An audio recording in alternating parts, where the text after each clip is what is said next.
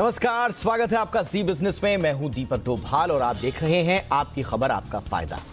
रुपए की सेहत आज काफी बिगड़ गई है। डॉलर के मुकाबले रुपया अपने रिकॉर्ड लो यानी कि 80 के भी पार चला गया है। फिलहाल तो कमजोर रुपए पर आरबीआई और सरकार की कोई टॉनिक काम नहीं कर रही है जो रुपए को संभाल सके। अब सवाल यह है कि अब आगे क्या होगा। गिरता रुपया कहीं देश की इकोनॉमी की रफ्तार को सुस्त ना कर दे, इसे लेकर आशंकाएं भी बढ़ रही हैं। आज हम रुपए की लुढ़कती चाल पर चर्चा करेंगे, साथ ही बात होगी रुपए की मजबूती के उपायों पर। खास मेहमानों का पैनल हमारे साथ है, लेकिन सबसे पहले ये रिपोर्ट देखिए, लौटते हैं चर्चा के साथ।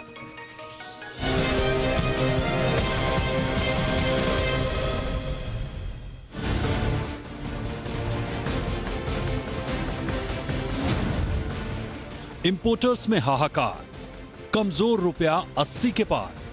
कैसे सेहतमंद होगा रुपया, कैसे लगेगी नई अपार। रुपया फिलहाल अपने सबसे कठिन दौर से गुजर रहा है। मंदी की चिंता में रुपया डूबा जा रहा है। इसकी सेहत में कोई सुधार नहीं दिखता। आरबीआई और वित्त मंत्रालय की तमाम कोशिशों के बाद भी रुपया डॉलर के आगे बेबस नजर आ रहा है। आखिर क्यों रुपए की चाल को दुरुस्त करने को लेकर सेंट्रल बैंक की कोई दवाई काम नहीं आ रही है। यह समझना जरूरी है कि कमजोर रुपए से हमारी इकोनॉमी पर क्या क्या असर पड़ेगा। वो कौन कौन से सेक्टर हैं जो लुढ़कते रुपए का खामियाजा भुगत रहे हैं। बता दें कि बेदम होते रुपए से हमारा आयात महंगा होता जा रहा है। खासकर कच्चे तेल और गैस के आयात में हमारे पसीने छूट रहे हैं। अपनी जरूरतों का करीब 85% कच्चा तेल और 50% गैस हम इंपोर्ट करते हैं। जाहिर है पेट्रोल डीजल महंगा होने से माल ढुलाई महंगी होगी। इससे खाने पीने की सभी चीजों की कीमतें बढ़ेंगी। इसके अलावा इलेक्ट्रॉनिक्स प्रोडक्ट के लिए हम करीब 40 से 60% आयात पर निर्भर हैं। स्मार्टफोन में लगने वाले करीब 70 से 80% कल पुर्जे आयात होते हैं। सोलर सेल, सेमीकंडक्टर चिप के लिए भी हम आयात पर निर्भर हैं। इन सबके महंगा होने से बिजली से लेकर मोबाइल, कार और इलेक्ट्रॉनिक गैजेट्स और मेडिकल इक्विपमेंट्स भी महंगे हो जाएंगे। विदेश में पढ़ाई महंगी हो जाएगी, सो अलग। इसके अलावा हम अपनी जरूरतों का करीब 60% पाम ऑयल आयात करते हैं। एसएमएस पर भी इंपोर्ट बिल बढ़ेगा। हालांकि कुछ ऐसे सेक्टर भी हैं जिनके लिए गिरता रुपया फायदेमंद साबित हो रहा है, खासकर निर्यातक, आईटी सेक्टर, फार्मास्यूटिकल्स, चाय, जैव मसाले और टेक्सटाइल जैसे एक्सपोर्ट ओरिएंटेड सेक्टर के लिए रुपए की गिरावट फायदे का सौदा होता है। रुपए की कमजोरी की वजहों की बात करें तो डॉलर एक साल में 17% मजबूत हुआ है, जबकि डॉलर के मुकाबले सभी ग्लोबल करेंसीज कमजोर हुई हैं। वहीं यूएस में ब्याज दरें हाल में बढ़ी थीं और इसमें और बढ़ोतरी का अनुमान है। इससे भी डॉलर में उछाल आया है। वहीं भारतीय शेयर बाजारों में एफआईआईज की जोरदार बिकवाली के अलावा जून में कच्चे तेल और कोयले के दोगुने इंपोर्ट से भी रुपया कमजोर हुआ है। फिलहाल तो डॉलर और रुपए के बीच की जंग में ठहराव आना जरूरी है, ताकि रुपया फिर से ग्लोबल मार्केट में अपनी दावेदारी मजबूत कर सके। ब्यूरो रिपोर्ट, जी मीडिया।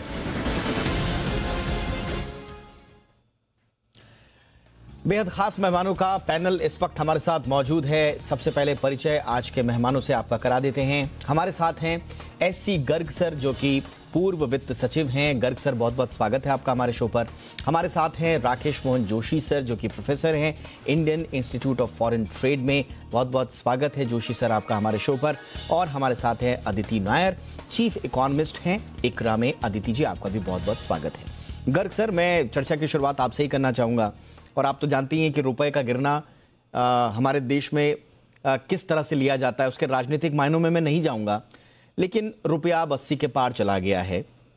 सीधा सीधा प्रश्न यही है मेरा आपसे, क्या ये अप्रत्याशित है? क्या ये वित्तीय तंत्र की विफलता है, जिस तरह के आरोप लगते रहे, लेकिन उससे इतर, या ये जो कुछ भी विश्व में हो रहा है उसका एक स्वाभाविक परिणाम आप मानते हैं? क्योंकि देश की इकोनॉमी बहुत बड़ी है, हम बहुत इंपोर्ट करते हैं, एक्सपोर्ट करते हैं। कैपिटल अकाउंट में भी हमारे यहाँ बहुत एफआईआई और एफडीआई ये सब आती है। सो इतना बड़ा इंटीग्रेशन जब विदेश के साथ है, और इसमें जो इम्बैलेंस है हमारा, वो इम्बैलेंस बढ़ जाता है। जैसे अभी हुआ है कि ट्रेड अकाउंट जिसमें एक्सपोर्ट और इम्पोर्ट का अकाउंट हम रखते हैं, उसमें इस साल तकरीबन 250 से 275 बिलियन डॉलर की कमी है, डेफिसिट होने का अनुमान है, जो कि और दूसरे सालों के मुकाबले 60, 70, 80 बिलियन डॉलर ज़्यादा है। तो जब इतनी मिसमैच हो जाए और जिससे पहले तक, पिछले साल तक हम लोग कैपिटल अकाउंट जिसको हम कहते हैं, कि जिसमें हमारी FDI आती है, FII आती है, कमर्शियल बोरोइंग्स आती हैं, NRIs की डिपॉजिट्स वगैरह आती हैं, ये सब में हम सरप्लस रहते थे। और उस सरप्लस से हमारी जो डॉलर की डिमांड ट्रेड अकाउंट पे स्पेशली कम रहती थी, उसकी भरपाई हो जाती थी। अब पिछले कुछ समय से 7-8 महीने और 1 साल से ट्रेड अकाउंट तो बिगड़ ही रहा है, साथ में कैपिटल अकाउंट पे परेशानी काफ़ी बढ़ गई है। FII आपने प्रेजेंटेशन में बताया, पिछले 6-7 महीने में 30 बिलियन डॉलर बाहर चला गया। ECB में पैसा आना बंद हो गया। NRI डिपॉजिट भी रुक गई हैं, बढ़ नहीं रही है, कुछ घटनी शुरू हो गई। तो जब करंट अकाउंट में डेफिसिट है और कैपिटल अकाउंट में कंपनसेट करने के लिए आपकी इनफ्लो नहीं है, तो ऐसी में ये तो निश्चित रूप से सामान्य बात है कि आपकी डॉलर जो आपका रुपए में इंटरनेशनल प्राइस है आपकी चीज की, तो जब डॉलर की डिमांड ज्यादा है, सप्लाई कम है, तो डॉलर की प्राइस रुपए के मुकाबले बढ़ेगी। तो ये अप्रत्याशित तो बिल्कुल नहीं है मेरी नजर में। जी प्रोफेसर जोशी, लेकिन जैसा सर ने कहा कि करंट अकाउंट डेफिसिट हमारा बढ़ रहा है, डॉलर की डिमांड बढ़ रही है। अगर बहुत बहुत सामान्य भाषा में अगर हम समझें इस पूरे मसले को, तो क्योंकि डॉलर की डिमांड बढ़ गई है, वो ज़्यादा डिमांड में है, तो उसके भाव बढ़ गए हैं, रुपए की डिमांड नहीं है। लेकिन अब इसकी वजहों पर मैं आपके पास आना चाहूँगा। डॉलर की डिमांड बढ़ना, क्या इसमें हम कुछ कर सकते थे, या ये वैश्विक कारणों से ही बढ़ा है? वहां अगर महंगाई बढ़ रही है, अगर वहां पर इंटरेस्ट रेट बढ़ रहे हैं, तो इसमें हम कुछ कर सकते हैं क्या? या इसके पीछे जो मैं कह रहा था कि जो कुछ विश्व में हो रहा है उसका एक स्वाभाविक परिणाम है? नहीं, इसके अंदर ये दोनों ही बातों का एक मिलाजुला परिणाम होता है, क्योंकि वैश्विक जो भी कोई गतिविधियां होती हैं, अर्थव्यवस्था होती है, उसका निश्चित रूप से, जैसा कि गर्ग साहब ने बताया, कि प्रभाव तो हमारी इकोनॉमी पे पड़ता ही पड़ता है। तो इसके अंदर अब आप देखिए कि 2-3 चीजें हुई हैं। एक तो सप्लाई चेन का डिसरप्शन हुआ है, वॉर के कारण हुआ है, उसके पहले कोविड ने सप्लाई चेन का डिसरप्शन रहा। तो और दूसरा ये हुआ है कि पेट्रोल की प्राइसेस बढ़ी हैं, हमारी कमोडिटीज की प्राइसेस बढ़ी हैं, जिसपे हमारी इंपोर्ट डिपेंडेंस है। तो पेट्रोलियम एक हो गया, फिर कंज्यूमर इलेक्ट्रॉनिक्स हो गए। उसके बाद में आप देखिए कि जैसे प्राइसेस, गोल्ड सिल्वर एक दूसरी हमारी चीज है जिसकी प्राइसेस में इजाफा है, और 70% जो हमारा ऑयल है, एडिबल ऑयल है, वो हम इंपोर्ट करते हैं। तो इन सब की कमोडिटीज में बढ़ावा हुआ है और इसका निश्चित रूप से फर्क पड़ा है। अच्छा, दूसरा देखिए कि अमेरिका ने जिस तरह से किया, मतलब द टाइटनिंग किया है, कुछ उनके स्ट्रेंथनिंग ऑफ डॉलर की स्ट्रेंथनिंग हुई है। तो उसके अंदर 2 चीजें, एक तो हम ये कह रहे हैं कि भाई डॉलर की स्ट्रेंथनिंग हुई है तो रुपए की गिरावट उतनी नहीं हुई है जितनी कुछ अन्य देशों में हुई है, बट उसके साथ साथ ये है कि हमको अपने प्रयास तो करने ही है। अच्छा, जैसा इन्होंने अच्छा समझा है कि ट्रेड का जो डेफिसिट है, जैसे अभी आप जून का ट्रेड डेफिसिट अगर आप देखते हैं तो which was I think amazingly 125% आपका ट्रेड डेफिसिट जून के अंदर बढ़ा है। तो इसका मतलब है कि इंपोर्ट की कॉस्ट हमारी बहुत ज्यादा बढ़ी है, उस हिसाब से एक्सपोर्ट नहीं बढ़ पाया। और इसलिए आप जो अभी ये बता रहे हैं, जो जनरल इकोनॉमिक्स की थ्योरी कहती है कि भाई रुपए का अगर डेप्रिसिएशन होता है तो इंडियन प्रोडक्ट्स बिकम्स मोर ज्यादा कॉम्पिटिटिव हो जाते हैं अंतरराष्ट्रीय बाजार में, तो उससे हमारा एक्सपोर्ट बढ़ना चाहिए। लेकिन अगर देखा गया पिछले मेरे ख्याल से 10 साल 20 साल में आप देखिए तो रुपए के डिवेल्युएशन से एक्सपोर्ट पे ज्यादा फर्क, उतना ज्यादा फर्क नहीं पड़ता है, क्योंकि हमारी इंपोर्ट डिपेंडेंस ज्यादा है, और इंपोर्ट डिपेंडेंस ज्यादा होने के कारण हमको रुपए पे, इंपोर्ट पे ज्यादा खर्च करना बिल्कुल पड़ता है। सर। तो जैसे अभी मैंने बताया कि जो मेजर चीजें, पेट्रोलियम है, तो उससे क्या है कि इन्फ्लेशनरी प्रेशर भी एक हमारे ऊपर मतलब पड़ा अब है। ये आपने बड़ा महत्वपूर्ण आपने मसला छेड़ दिया, और मैं चाहूंगा कि हमारे मेहमानों से आज हम जरा इस पर भी बातचीत करें, क्योंकि हमने परतें खोलनी है, बहुत आसान भाषा में लोगों को समझाना है।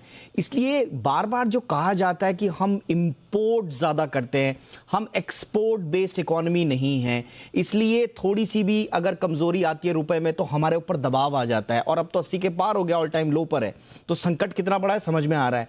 अब ऐसा क्यों हुआ कि हम एक्सपोर्ट बेस्ड इकोनॉमी आज तक नहीं बन पाए? बहुत कोशिशें करी हमने, इंपोर्ट पर डिपेंडेंसी, हमारी हर चीज को मंगाना है, हर चीज हमें बाहर से मंगाना है, वो हमारी मजबूरी है। तो ये मजबूरी क्यों है, इस पर भी मैं बात करूंगा, लेकिन अदिति मैम मैं आपके पास आना चाहूंगा। दोनों हमारे जो पैनलिस्ट महानुभाव हैं उन्होंने बहुत ही सामान्य, बहुत ही सिंपल भाषा में बताया कि भाई देश नेट इंपोर्टर है, जैसे हम बता रहे हैं, व्यापार घाटा बढ़ा है, हमारा कैड बढ़ा है। अब रुपया अगर इसी तरह से गिरता रहा मैम, तो इकोनॉमी के लिए आप कौन कौन से चैलेंजेस देखती हैं? Thank you. देखिए, मैं एक दो चीजें पहले क्लैरिफाई करना चाहूंगी। जून का जो मर्चेंडाइज ट्रेड डेफिसिट था वो ऑल टाइम हाई पे था, $26 बिलियन के आसपास। अच्छा। और हमारा ये एस्टिमेट है कि इस साल जो करंट अकाउंट डेफिसिट होगा वो $105 बिलियन का होगा। एब्सोल्यूट टर्म्स में ये भी एक ऑल टाइम हाई होगा, लेकिन अगर हम परसेंटेज ऑफ जीडीपी टर्म्स में देखें तो ये 3% ऑफ जीडीपी होगा, जो टेपर टेंट्रम वाले 2013 के करंट अकाउंट डेफिसिट से काफी छोटा होगा। उस समय 4.8% ऑफ जीडीपी तक करंट अकाउंट डेफिसिट हमारा पहुंच गया था, जो बहुत ही अलार्मिंग लेवल था। 3% ऑफ जीडीपी एक लेवल ऑफ कंसर्न होता है, लेकिन उस टाइप का अलार्म नहीं होता। करंट सिचुएशन में मैं बिल्कुल गर्व साहब से सहमत हूँ कि हमारे एफआई आउटफ्लोज भी हो रहे हैं, एनआरआई डिपॉजिट्स में भी ज्यादा पैसे नहीं आ रहे, और ईसीबी में भी global interest rate hike scenario में हमें लगता है कि ईसीबी फ्लोज भी थोड़े कम होंगे। लेकिन एक गुड न्यूज में ये दो चीजें मैं हाईलाइट करना चाहूंगी, सिल्वर लाइनिंग की तरह से आप ले लीजिए जी। एक तो जो एफआईआई आउटफ्लो हमने पहले 6 महीने में देखे हैं 2022 कैलेंडर ईयर के, वो अराउंड $28 बिलियन है। उसकी तुलना में जुलाई के महीने में पहले हाफ का जो डेटा है वहां डेफिनेटली एक स्लो डाउन हुआ है। जो पेस है एफआईआई आउटफ्लोज की वो काफी थम गई है। अच्छा। तो एटलीस्ट आगे जाके हम ये होप कर रहे हैं कि जो हॉट मनी था, जो बाहर जाना था, अब वो जा चुका है ज्यादा से ज्यादा, और अब आगे जाके एफआईआई आउटफ्लोज का पेस जो है रिलेटिवली कम होगा। दूसरी बात, अगर आप अप्रैल मई के एफडीआई फिगर्स को देखें, पिछले साल से कम है, लेकिन हिस्टोरिकली अगर हम उनको कंपेयर करें तो बहुत हेल्दी है अभी भी। तो बीओपी डेफिसिट हम भी एक्सपेक्ट कर रहे हैं $50 बिलियन के आसपास। तो इस सिचुएशन में ग्लोबल जो ट्रेंड्स है, यूएस डॉलर की जो सेक्युलर ग्लोबल स्ट्रेंथ हम देख रहे हैं, रुपी का डिप्रिशिएट होना, इट्स इनएविटेबल। अब आप कितना उसको फाइट करना चाहोगे, कितने फॉरेक्स रिजर्व खर्चना चाहोगे रुपी को प्रोटेक्ट करने के लिए एट अ टाइम जहां हमारे सारे जो एक्सपोर्ट कंपेटिटर्स हैं वो हमसे ज्यादा डिप्रिसिएशन एक्सपीरियंस कर रहे हैं। ये एक पॉलिसी डिसीजन है जो आरबीआई और गवर्नमेंट को इस तरफ सोचना पड़ेगा। हमें जो लगता है शायद 80 से 81 के बीच में हमें इस क्वार्टर में और थोड़े रिकॉर्ड लोज दिखेंगे, लेकिन over a period of time जिस तरह से कमोडिटी प्राइसेस में करेक्शन हुई है, उससे ग्लोबली और इंडिया दोनों में इन्फ्लेशन रेट्स थोड़े रिवर्स होने चाहिए। इसलिए हमें ये लग रहा है कि मॉनेटरी टाइटनिंग फ्रंट लोडेड और अग्रेसिव होगी, लेकिन मार्केट के एक्सपेक्टेशन से जल्दी खत्म हो जाएगी, और second half of the year में शायद रूपी पे डिप्रिसिएशन प्रेशर नहीं होगा। ओके, यानी कि अगर आसान भाषा में हम समझे कि जो डॉलर बाहर जा रहा है, जो एफआईआई आउटफ्लो जिसे कहते हैं, जनवरी से हमने देखा था कि वो लगातार बाहर जा रहा था। तो अदिति मैम का ये कहना है कि अब डॉलर जितना जाना था बाहर अब चला गया। जुलाई के जो डेटा आए हैं उसमें लग रहा है कि कुछ थम गई है रफ्तार, और आगे आने वाले समय में ये रफ्तार और थमेगी, और करंट अकाउंट जो डेफिसिट है हमारा डॉलर में जिसे आका जाता है व्यापार का कुल, उसमें भी अगर हिस्टोरिकली देखा जाए, ऐतिहासिक रूप से अगर तुलनात्मक अध्ययन किया जाए, तो उसमें उतनी चिंता नहीं है जितनी चिंता जताई जा रही है। तो कुल मिला के दो अच्छे साइन हैं जो कि अगले कुछ महीनों में या अगले कुछ दिनों में तो नहीं, लेकिन महीनों में, अदिति मैम, शायद महीनों में, 2-3 महीने, 1 क्वार्टर तो लगेगा? देखिए, इस क्वार्टर में तो हम थोड़ा और डिप्रिसिएशन प्रेशर एक्सपेक्ट कर रहे हैं, बट मुझे लगता है Q3 एंड Q4 में इमर्जिंग मार्केट करेंसीज में थोड़ा रिवर्सल होगा। चलिए गर्ग सर, मैं आपके पास अब 2 ऐसे सवालों के साथ आ रहा हूं जिन पर काफी चर्चा हो रही है। जब हम रुपए के गिरने की बात करते हैं तो एक थ्योरी इसमें यह भी आती है कि साहब इस आपदा में भी अवसर है, और खास तौर से जो एक्सपोर्टर्स हैं, सर्विस, IT, फार्मा, इनके लिए तो बड़ी ये बड़ा अच्छा मौका होता है कि ये अपने मुनाफे को बढ़ा पाएं। दूसरा ये माना जाता है कि रुपए का गिरना कहीं ना कहीं इकोनॉमीज के लिए भी एक सुदृढ़ संकेत होता है, और दुनिया के कई देश अपने करेंसी को बहुत ज्यादा मजबूत होने भी नहीं देते हैं। तो ये क्या चक्कर है सर? क्या वाकई में रुपए का गिरना किसी न किसी रूप में इकोनॉमी के लिए अच्छा भी होता है? ये जो बात कही जाती है कि आप अपनी करेंसी को डिप्रिशिएट करिए ताकि आपके एक्सपोर्ट्स को बढ़ावा मिले, क्योंकि बड़ा सामान्य है। अगर आप एक्सपोर्ट करते हैं, $1 के लिए आपको 40 रुपए मिले, उसकी जगह अगर 50 रुपए मिले तो एक्सपोर्टर को इंटरेस्ट ज्यादा रहता है, उनको 50 रुपए की आमदनी होती है। तो थियोरेटिकली तो ये बिल्कुल समझ में आती है कि एक्सपोर्ट बढ़ाने के लिए आपकी करेंसी थोड़ी सी कमजोर ही रहनी चाहिए बजाय स्ट्रांग होने के। लेकिन ये थ्योरी को जब अप्लाई करना हो प्रैक्टिकल सिचुएशन में, तो आपको उस देश के या किसी भी विशेष देश के एक्सपोर्ट के स्ट्रक्चर को देखना पड़ता है कि आप क्या चीज में, बिकॉज आप डिप्रिशिएटेड करेंसी में आपका कॉम्पिटिटिवनेस थोड़ी बढ़ती है, लेकिन आप किसी चीज को एक्सपोर्ट उस कॉम्पिटिटिवनेस के साथ भी कर सकते हैं या नहीं कर सकते। फॉर एग्जांपल एग्रीकल्चर एक्सपोर्ट्स में ये थियरी काम नहीं करती। आप के चावल का, आपके वीट का, या जो भी आपके एक्सपोर्ट हैं, इसी तरह से हमारी डिपेंडेंस एडिबल ऑयल पे है, तो वो कोर स्ट्रक्चरल डिपेंडेंस होने के कारण से ये इंपोर्ट और एक्सपोर्ट होता है। उसमें थोड़े बहुत डॉलर अप्रिशिएटेड या डेप्रिशिएटेड हो जाए तो उसका खास असर नहीं पड़ता। दूसरा मेन ये थ्योरी काम में आती है जहां पे इंडस्ट्रियल गुड्स की हम बात करते हैं, मशीनरी की, इंडस्ट्रियल प्रोडक्ट्स वगैरह की, इलेक्ट्रॉनिक्स की, इन चीजों की, जहां पे आपका कॉम्पिटिटिवनेस, अनफॉर्चुनेटली हमने अपने देश में पिछले 50-60 साल 70 साल में इंडस्ट्रियल प्रोडक्ट्स में कॉम्पिटिटिवनेस बहुत हासिल नहीं की। 91 के बाद में थोड़ा बेहतर बात हुई थी, लेकिन वो भी अब चीजें खत्म हो रही है। आत्मनिर्भर भारत में हम काफी कोशिश कर रहे हैं, मेक इन इंडिया में कोशिश कर रहे हैं, टैरिफ बढ़ा के कोशिश कर रहे हैं, लेकिन ये एक्चुअली हमारे देश के इंडस्ट्रियल प्रोडक्ट्स को कॉम्पिटिटिव नहीं बनाता है। आजकल बहुत बड़ा एक्सपोर्ट जैसे हमारे देश में भी हुआ है, IT इंडस्ट्रीज का हुआ है, उस पे IT सर्विसेज का, उस पे भी बहुत ज्यादा रुपए की उस पे फर्क नहीं पड़ता, क्योंकि आपके पास वो एक चीज है जो दूसरों के पास नहीं है, और उसमें आपकी कॉम्पिटिटिवनेस इतनी बढ़िया है। लेकिन दूसरी और किसी भी सर्विसेज में, चाहे फाइनेंशियल सर्विसेज ले लीजिए, हेल्थ, एजुकेशन, अकाउंटिंग, इन सर्विसेज में हम प्रेजेंट ही नहीं है, हम दुनिया के साथ ट्रेड भी नहीं करते, दुनिया के साथ व्यापार भी नहीं करते। तो इन सब चीजों को देखने के बाद आपको ऐसी आपकी नेचुरल रिसोर्सेज पे डिपेंडेंस है, एनर्जी पे है, आपको इंपोर्ट ही करना पड़ेगा। आप अगर आपका रुपया गिर भी जाए तो भी आप एक्सपोर्टर नहीं बन सकते एनर्जी में, चाहे गैस हो, चाहे ऑयल हो, चाहे कोल हो। तो ये अप्लाई करने के लिए थियरी में हमें प्रैक्टिकल देखना पड़ता है। अब आप हिंदुस्तान की सिचुएशन में इसको अप्लाई करें तो मुझे नहीं लगता कि ये एक्सपोर्ट, जो राकेश भी कह रहे थे, पिछले 30-40 साल का इतिहास ये बताता है कि अगर रुपया गिरा, जब पहले बहुत ज्यादा डिप्रेस था 1991 से पहले, तो हमें वो फायदा मिला कुछ समय 90s में और 2000 में, but generally over a long term period हमारी कॉम्पिटिटिवनेस इतनी ज्यादा नहीं है कि हम डिप्रिशिएटेड रुपए का फायदा उठा सकें। बिल्कुल, अगेन वही बात आ जाती है कि भाई डिप्रिशिएटेड रुपए का फायदा तो तब मिलेगा, जो सर कह रहे हैं, कि जब आप एक्सपोर्ट बेस्ड इकोनॉमी होंगे, अब आप इंपोर्ट बेस्ड इकोनॉमी है, कंजम्पशन बेस्ड इकोनॉमी है, तो फिर आपके लिए वो फायदेमंद नहीं है, उल्टा आपके इकोनॉमी को ज्यादा नुकसान होगा। अब राकेश सर, वही बात, वही सवाल कि हम आज तक इतनी कोशिशों के बावजूद एक्सपोर्ट बेस्ड इकोनॉमी क्यों नहीं बन पाए? हम सर्विस बड़ा कहते हैं, और सर ने बहुत अच्छे से बताया, अभी सर्विस सेक्टर में भी आप देख लीजिए 90s में 25% के आसपास थे, आज वो कम हो गए और कम हो गए, और कुछ सेक्टर तो ऐसे हैं जहां पर हम सर्विस में हैं ही नहीं। तो सारी डिपेंडेंसी हमारी इंपोर्ट पर ही है आज भी। इसके पीछे की वजहें क्या है सर?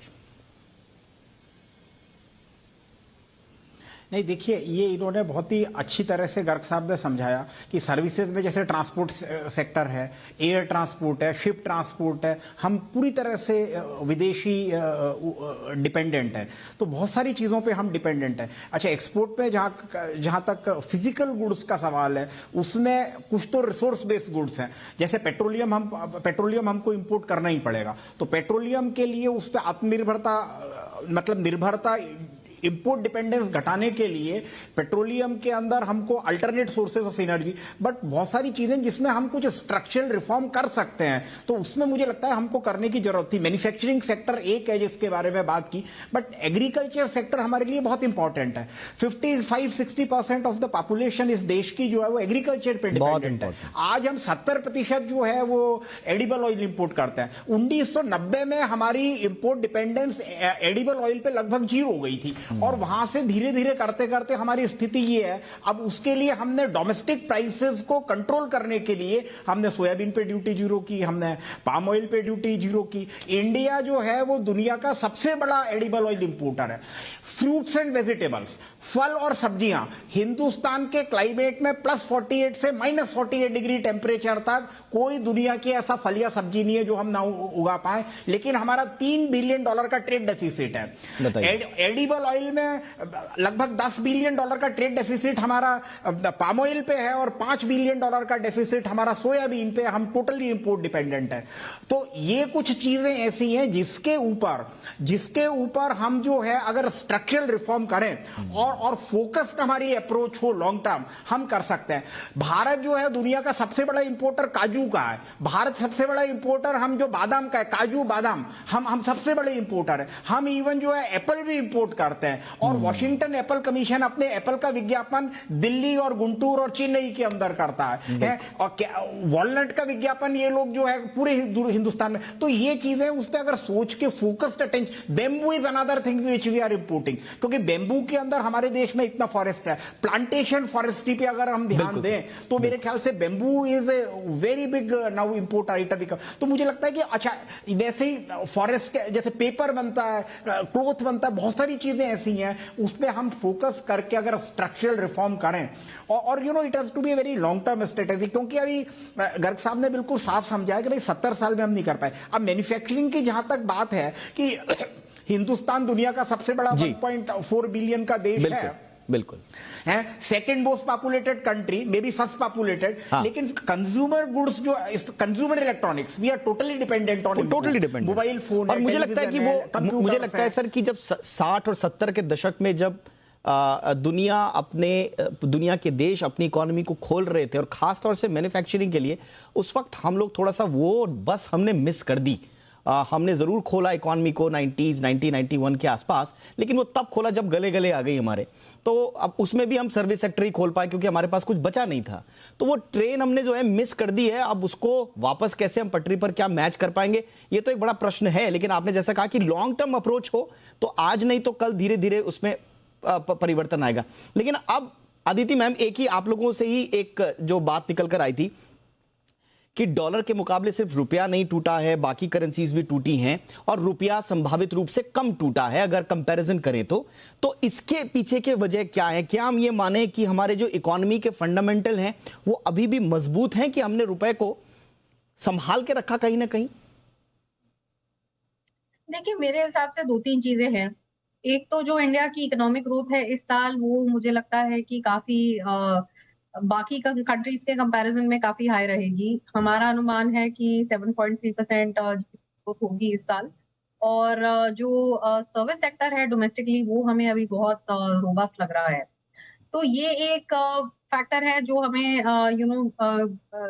कीप इन माइंड रखना चाहिए। दूसरी बात, जिस तरह से कमोडिटी प्राइसेस में करेक्शन हुई है, वो भी आगे आने वाले क्वार्टर्स के लिए कम से कम जो मार्जिन प्रेशर है या जो इन्फ्लेशनरी प्रेशर है उसको थोड़ा मॉडरेट करेगा। तो जो फियर था Q1 में कि डिमांड डिस्ट्रक्शन होगी, वॉल्यूम्स कम होंगे क्योंकि लोगों के वॉलेट पे इमीडिएट हिट आई है इन सब फैक्टर्स की वजह से, जैसे कि higher fuel prices, higher edible oil prices, वो वाला प्रेशर आगे जाके थोड़ा सा कम होगा। और साथ ही साथ मुझे लगता है कि जो आरबीआई ने मेजर्स लिए हैं, गवर्नमेंट ऑफ इंडिया ने मेजर्स लिए हैं, उन्होंने भी थोड़ा बहुत सपोर्ट किया है रुपी को। आज भी जैसे हमने देखा कि एक नया ऑल टाइम लो सुबह के टाइम हुआ था, उसके बाद थोड़ा पुल बैक हुआ था। तो लगता तो यही है कि कुछ आरबीआई की तरफ से सपोर्ट आया होगा, थोड़ा शायद इंटरवेंशन हुआ होगा।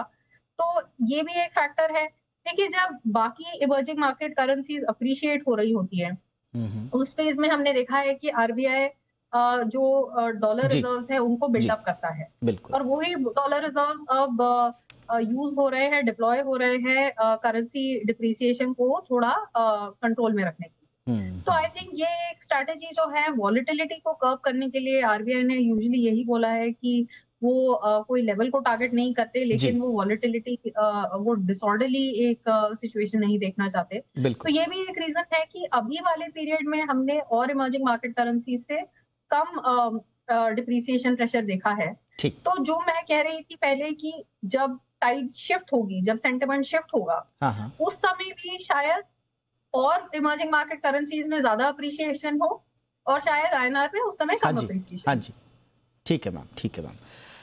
चलिए, तो इसी के साथ इस चर्चा को अब यही ख़त्म करते हैं। संकट बड़ा है, जैसा कि हम कह भी रहे थे कि क्रूड भी बढ़ रहा है एक तरफ और डॉलर भी मजबूत हो रहा है, तो संकट दोहरा है।